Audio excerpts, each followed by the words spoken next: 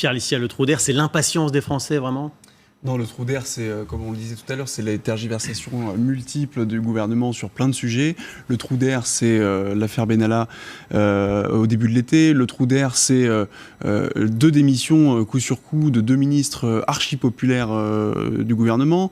Le trou d'air, c'est ça. Et malheureusement, on en parlait tout à l'heure, le président de la République a une fâcheuse tendance à être en première ligne sur tous les sujets. C'est son choix. Mais dans ce cas-là, il faut qu'il s'attende aussi à être en première ligne dès lors que les choses dysfonctionnent.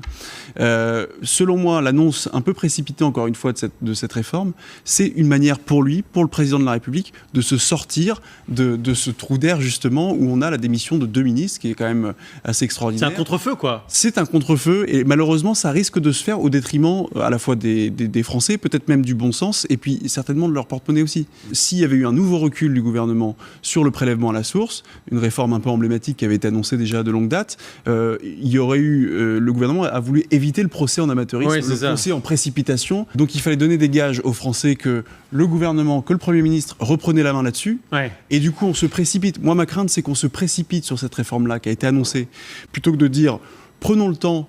De régler tous les problèmes. Pourquoi est-ce que Nicolas Hulot a démissionné ? Aujourd'hui, on n'en parle plus. On n'en parle plus parce qu'on a mis François de Rugy. On en a parlé un peu quand même. Hein. On n'en parle plus parce qu'on a annoncé cette réforme du prélèvement à la source. Pourquoi est-ce que Nicolas Hulot a démissionné ? Parce qu'il était en désaccord profond avec la politique du gouvernement. C'est une crise politique. On a rarement vu des ministres claquer la porte comme ça parce qu'ils étaient en désaccord sur le fond avec leur propre gouvernement. Quelle est la réponse ?